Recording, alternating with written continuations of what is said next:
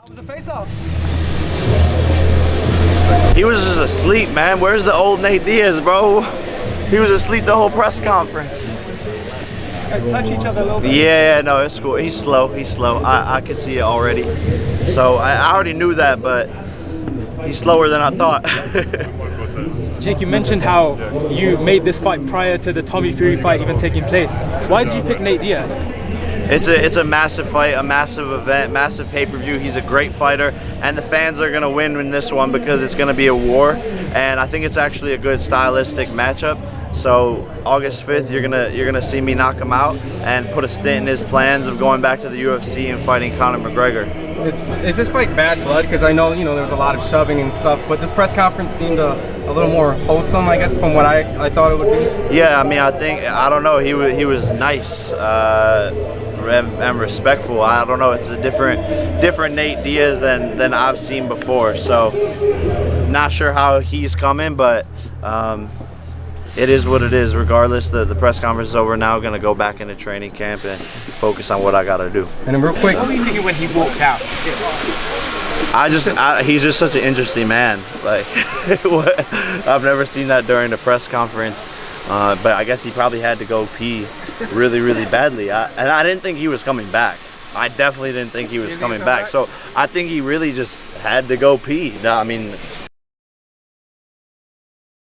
Nathan's an interesting guy. You've got to watch him fight so much. It's almost like you know what to expect, right? Early on, he's going to start slow, but he's going to get stronger and stronger as the fight goes on. Do you have to kind of train and prepare for that specifically, knowing that, like, hey, I might beat him up for 4 rounds, but he might still be there and come on stronger in the 5th, 6th, 7th? For sure.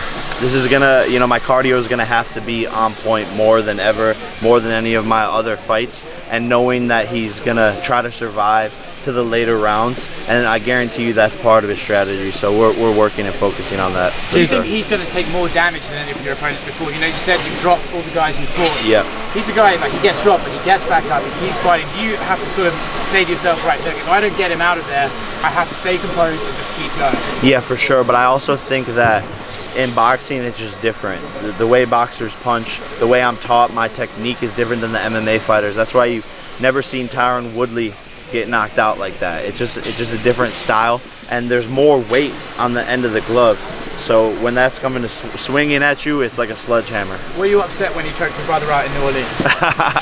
I think he's a bully, like choking out random dudes on the street. He's always getting into fights, always causing trouble. So I'm excited to go in there August 5th and bully the bully. What did you make of his demeanor today?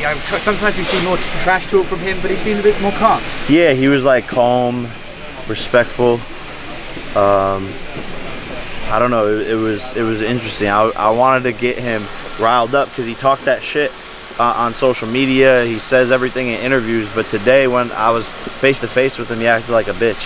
So Jake, you said you kind of doing major body work, because in the back half of that Tommy fight, you start going to the body and start paying dividends, kind of how Javante got Ryan up out of there. Yeah, no, for sure, and a ton of other things, but that's definitely in the game plan always. Do you have to stop it? It's not just by getting your hand raised, you have to stop it? No, definitely not. I mean, I'm going to be outpointing him the whole entire fight while he's coming forward and just outboxing him, outclassing him.